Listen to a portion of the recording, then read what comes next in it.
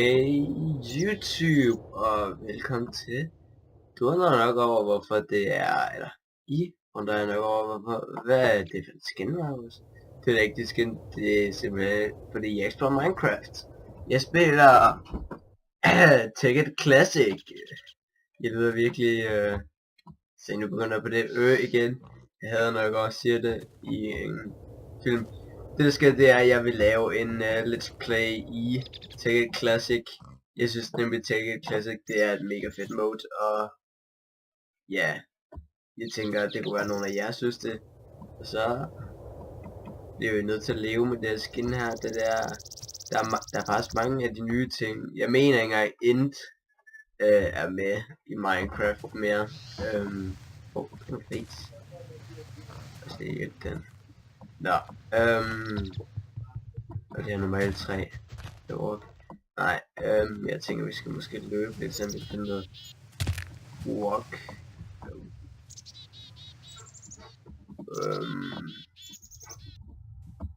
Jeg vil lige finde et sted og bygge og bo og så videre. Så vil jeg komme tilbage. Det ser godt ud. Er det ikke normal 3? Nej. Ikke. Det kan vi leve med, men det ser godt ud.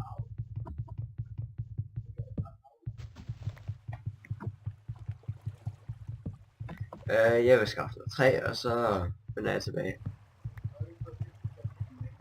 Eller, jeg klipper bare i det, når der er bestemte tidspunkt og så videre. Jeg tænker, vi skal bare lige starte med at lave crafting table, og det er vist nok til det hele, ja.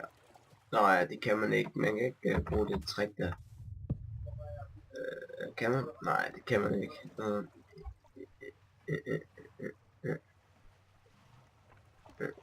Og igen, jeg undskylder rigtig meget. Hvis jeg gør sådan her, så kan I høre det også bare, hvis jeg gør sådan der, og gør sådan der.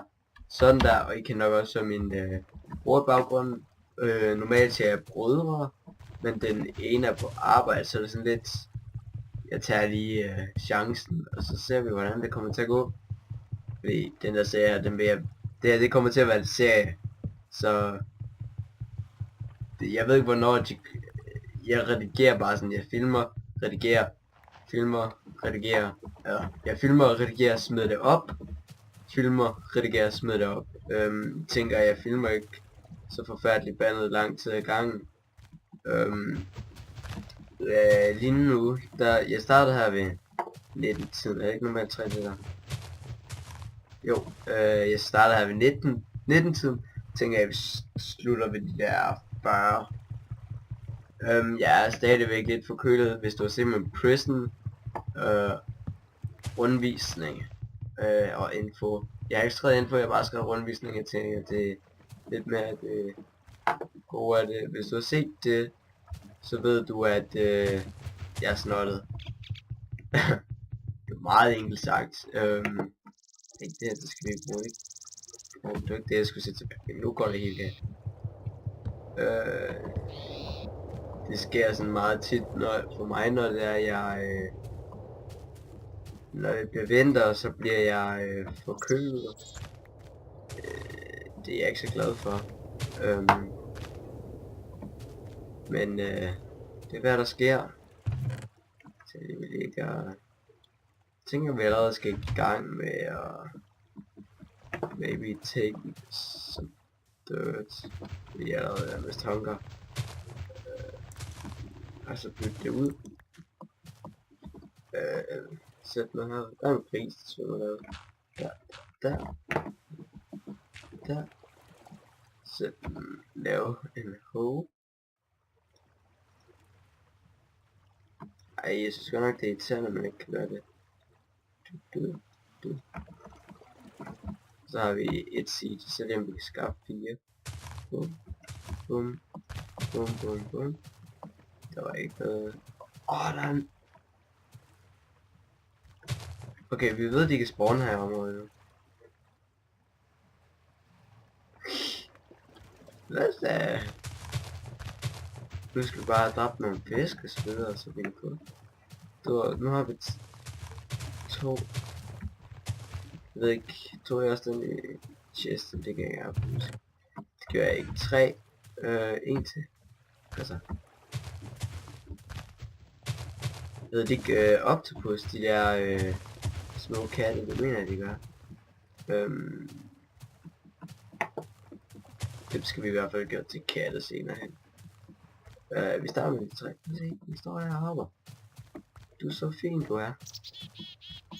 Jeg elsker hunde og katte i det spil, at det er awesome, de har sat det ind. Bum bum.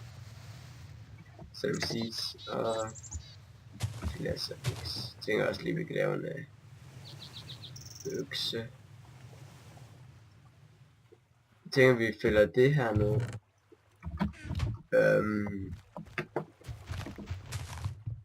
Bare det hele. Så kan vi bruge det der som materiale til at lave økser og pinde og så videre der. Det er godt, det er sådan. Hvis du ikke har set eller spillet Tekken for, eller Tekken Classic. Tekken Classic, det er et spil om, hvordan skal man sige det, et spil med andre ting, andre mods og så videre, så kan du få maskiner. Du kan lave maskiner, der faktisk laver tingene for dig. Det synes jeg faktisk er lidt cool. Jeg mener, at hvis man der er sådan man kan få computer til at farme og så videre for der er også andre ting som energy condenser, der kan du lave dine ting om og så videre. Og jetpack og så videre. Bags, det skal være så lavet og godt armor og så videre. Men vi skal lige første gang med at lave fedt sted og så videre. Jeg tænker til at starte med, inden vi begynder at få mad og så videre, så dræber vi bare os selv. Jeg mener, at man kan lave andre slags mad her i. Vi tjekker igen, du kan sikkert høre min mus klik.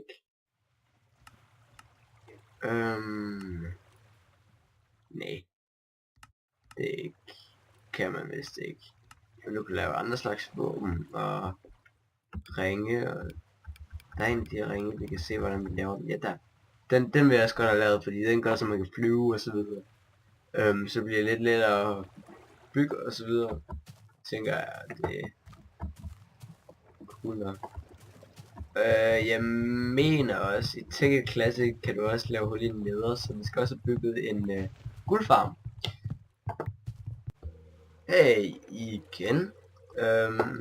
Jeg ved ikke hvorfor mit flaps er stoppet, fordi der ikke var nok plads på harddisken. Så jeg var lige nødt til at slette en masse ting.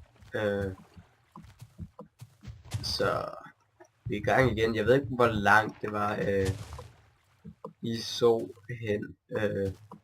Det føler jeg lidt nedenover, hvis der er jeg mistet noget af det jeg har sagt, som måske er vigtigt.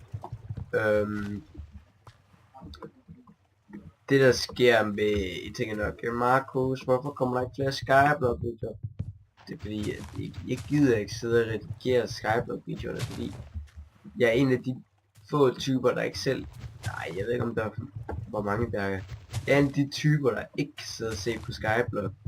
Så jeg ved ikke hvorfor jeg er ikke i gang for sådan My Joko, så kom Preston på Online Club. Så nu så der filmer jeg slet ikke på Skyblock. Og Skyblock bliver lige ved snart reset, så det gider jeg. Derfor der tænker jeg, at vi sætter Skyblock ud af drift. Men det finder jeg lige ud af selv, om det er noget jeg ikke gider sidde med, eller det er noget jeg bare sletter. Selvfølgelig, jeg kan godt forstå, hvis Joe han bliver lidt gnavende over det, fordi vi har sad i virkelig mange timer og filmer, men vi havde det sgu også sjovt, når vi lavede det. Men jeg føler ikke, jeg kan ikke sidde og lave et eller andet, hvor man sidder og spiller, uden man skal ud og så redigere, fordi det fylder ad helvede til. Så vil vi have et godt fladt område. Jeg tænker, vi skal have sat en masse normal saplings op. Da det er, jeg synes det der mest noget der er, at mit Minecraft skin ikke kommer med, fordi jeg elsker mit Minecraft skin. Mange de mener jeg er sådan et fanboy over at have, hvis jeg har set Vaners Gaming, rigtig fed fyr at se på. Det er lidt et skin, der hedder Night Owl, men jeg er en rigtig Batman-fan, og et af mine yndlingsdyr det er altså en ugle, så det er så godt fundet på. Hvis der er mange der bliver lavet over at jeg bruger det må I undskylde, men altså mit valg er hvad jeg bruger skins, og jeg tror bare det er sådan der. Det er vist ikke noget der kan laves om på, fordi når man er fanboy, så er man fandme fanboy. Og god, jeg lyder mærkeligt når jeg sidder og taler med mig selv. Men det vender man sig altså. Den der det smart, den får vi nok af. Vi skal også have lavet en grinder på et tidspunkt. Hvad man dø, det er dumt. Se, lav et sværd maybe, og se om jeg kan finde noget. Nej, gå i gang med en mine maybe. Lidt. Der.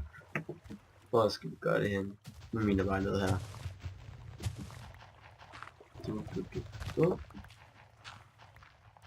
Ej, vi laver også lige en skov nu, når vi har så meget jungle træ. Pind.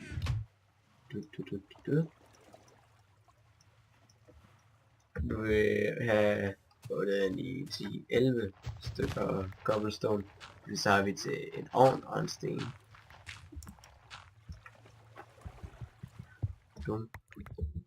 Og jeg gør så, jeg går sådan det step, der jeg lige har minet ned.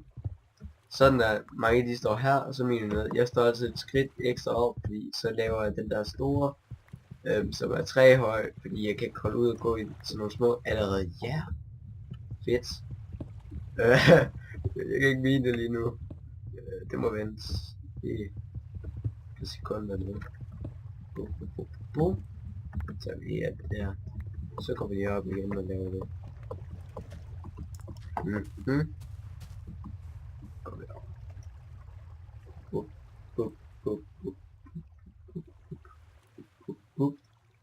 Der. Ja. Og jeg tænker at vores mål er også at få alle dine charms. Og så videre. Så tager vi en masse træ, og så gør vi sådan der.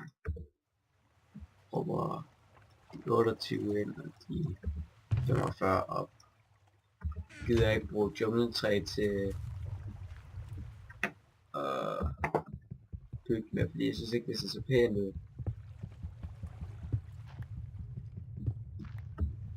Der er der meget, ja. Det er da bare godt. Wow. Nå, det er ikke gravel.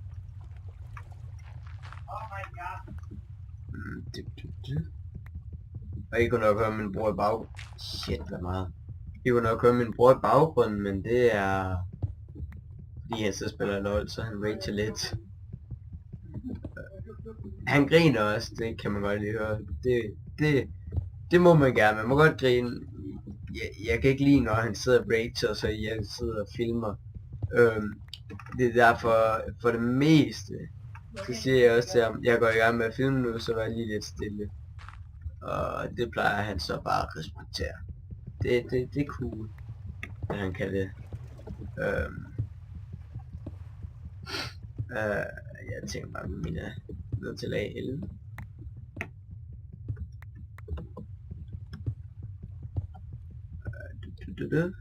Mere jern, det er lækkert.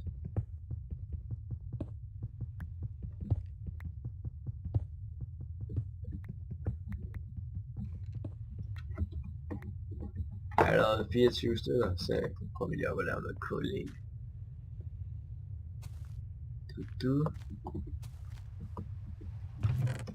Det er ikke. Så vi tager cobblestone med, hvis der vi falder ned i toget. Det er en god idé. Så laver vi nogle torches. Der var lige lidt lag. Hvor vi lige nede på 5 fps, det er godt. Det har vi tænkt så godt. Men det er en ting ved at være på kryddet. Der er mange der har sagt til mig, Maus, stop med at lige film, mens du er syg. Jeg siger, jeg kan ikke undvære det. Jeg holder mange rigtig lang tid nogle gange, hvor der går en hel uge, uden jeg filmer, og jeg tænker, jeg vil virkelig godt i gang med at lave noget aktiv YouTube. Så der er nogen, der faktisk kommer ind, og bare, der er mange, det er bare sådan, like, han laver kun en om ugen. Ud igen. Jeg vil godt lave lidt flere om ugen faktisk. Derfor vil jeg gerne gå i gang igen. Men derfor kommer min online tid på online klubben til at blive lidt mindre, fordi altså jeg bruger det meste af min tid på online klubben. Men den bliver sgu lidt mindre. Så må jeg tage en sådan, så har jeg 2 dage, hvor jeg redigerer og filmer og så videre. Og så lægge dem op forskellige dage, og så må jeg have nogle dage, hvor jeg lige slapper af på online klubben. Fordi det er den måde jeg slapper af, det er at spille med medlemmer derinde. Jeg bliver ved med at sidde og sige, jeg hader at sidde og sige det. Det lyder så virkelig dumt, når det er. Jeg lyder som en, der ikke ved, hvad det er, han skal gå i gang med at lave, men det er masser at se til. What? Jeg bor på sådan en hems, og så jeg kan virkelig ikke lide, hvis mine storebrødre de stiller sig op. Selv hvis jeg bare sidder og spiller med mine venner eller sådan noget. Bare stiller sig op og bare står og kigger på mig. Bare like. Hej. Det siger en ting om mig, jeg ikke kan lide folk kigger på mig. Selvfølgelig jeg kan godt lide, at de kigger min video, men det er derfor jeg ikke bruger webcam, jeg synes ikke. Hvis I vil vide hvorfor jeg ikke bruger webcam, så er det fordi jeg helst vil have folk ikke behøver at vide hvem. Altså der er nogen der godt kan høre hvem jeg er, men det hjælper mig ikke til at blande sig ind i mit privatliv. Fordi jeg synes mit privatliv det skal bevares sådan der. Fordi altså jeg vil godt kunne gå på gaden, nogen der kommer ind anden og siger, hey, er du ikke ham? Jeg synes det er lidt pinligt. Selvfølgelig, hvis jeg bliver mere populær, så viser jeg da mit ansigt. Men når jeg er sådan en lille YouTuber, jeg vil ikke engang kalde mig en YouTuber, det er ikke stor nok til. Jeg har 13 subscribers, jeg håber lidt på, jeg får flere selvfølgelig. Det er en af mine største drømme ved YouTuber, så du må meget gerne dele til jeres venner, hvis det er. Det lyder lidt usligt, men det er det ikke. Det er det nok, men det synes jeg ikke det er. Men så kommer vi sgu for langt nu. Der. Så finder vi allerede noget. Hvad er det? Det kan vi ikke lide. Det skal vi op efter en jernpickaxe for. Det er en grønt. Der er også det der, der er en speciel år, hvor der er en kulår, ja, tungsten over, den er 16.000 MC hver. Det er 16.000. Hvis vi tager en dia, den er, det er ikke en diamant, det er en, der er den. Ja, se den er sådan en af dem, den er dobbelt så meget værd som en diamond. Og det er fedt. Og hvad er det? Uranium. Ja, udtaler ja, det er rigtigt. Uranium, yes. 3 ind, 2, 3, der. Og så lige, kan jeg huske, hvor man gør sådan her, hvis laver man det bare så langt hen man kan, og så gør man det på den anden side også. Går man 2 ind, så laver man ind. Der var noget der.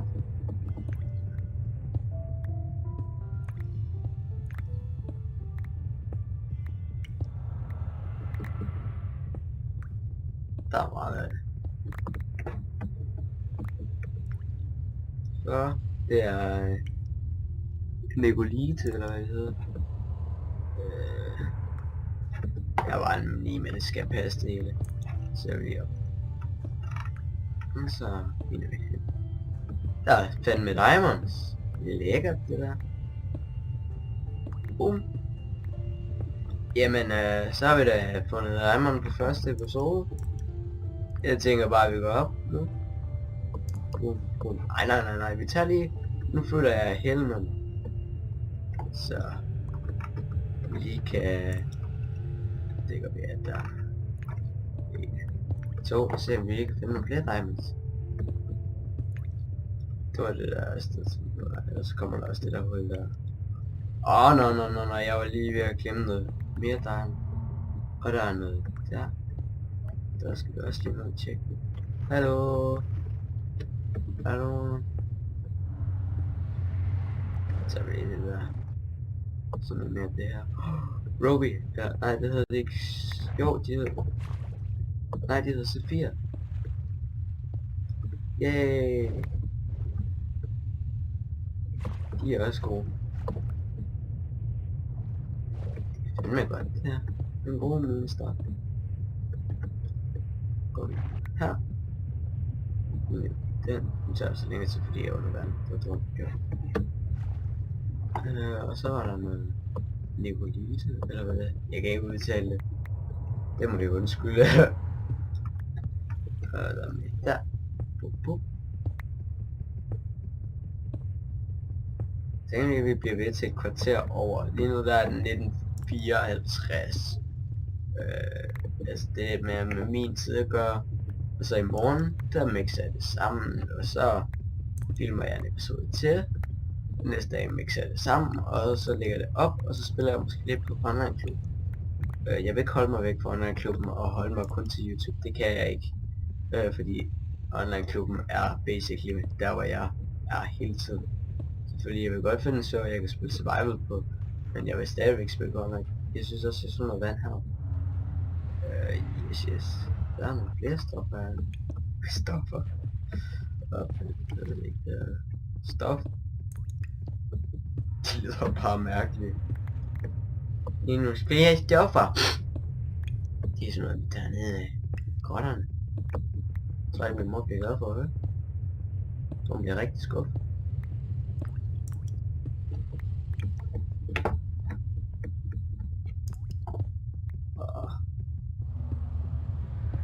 Okay. Jeg kan godt lide at... hvad man kalder det. Cave. Det kan jeg godt lide. Det synes jeg, det er sjovt. Det problem er, at det er bare en cave. Det er et meget irriterende sted at finde stof. Og jeg mener det for langt ned. Mine ting. Nej.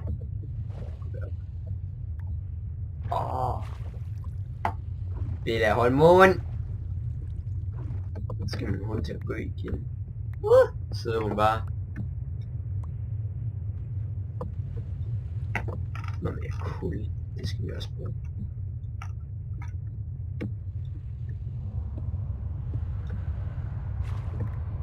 Kom med.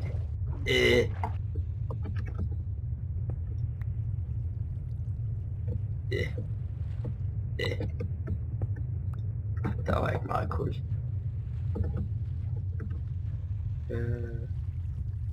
Det var det jeg mener, ikke? Du.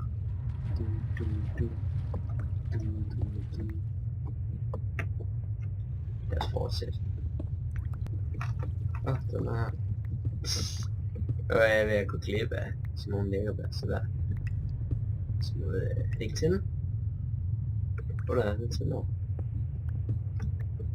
Og så fandt vi sgu også lige vester. Det er sgu gode sager.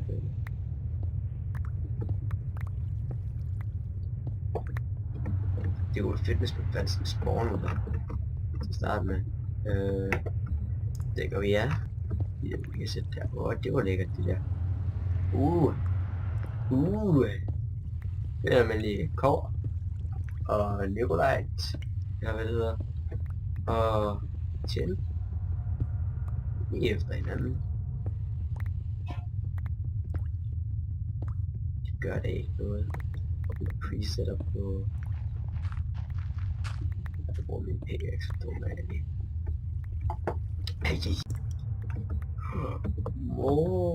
Det der stof der, det kan vi godt lide.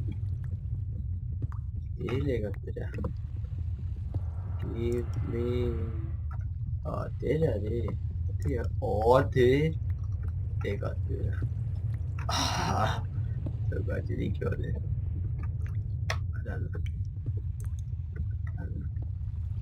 Mere cool. Ja, nej, det er det jeg snakkede om. Det er den der er specielt over der. Og så er vi nede på bedrock. Det er ikke mist. Der var noget der. Emeralder. Men at det er ikke. Jo det er. Det er sweet. Det er sweet. De hedder emeralder, ja det er sweet. En masse vester. Hey creeper. Du springer ikke vel? Don't do it, lille opad. Nej. Ah, shit. Gå væk med jer. Ej. Min ting.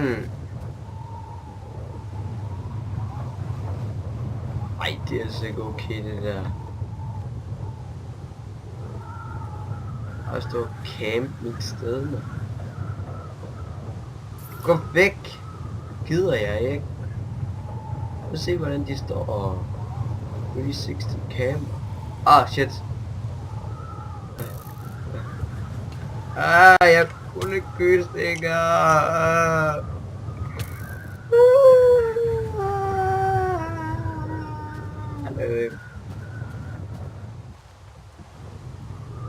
Ej, jeg håber ikke de der emeralder der de sprung.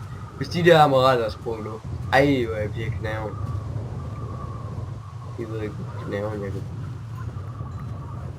En ting.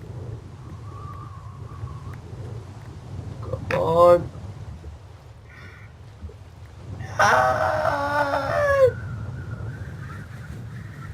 Mine emeralder.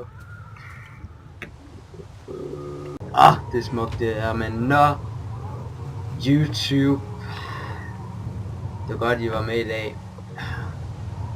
Vi døde en gang. Det skal stå på vores. Jeg tænker jeg laver en scoreboard. Der står hvor mange død, men altså.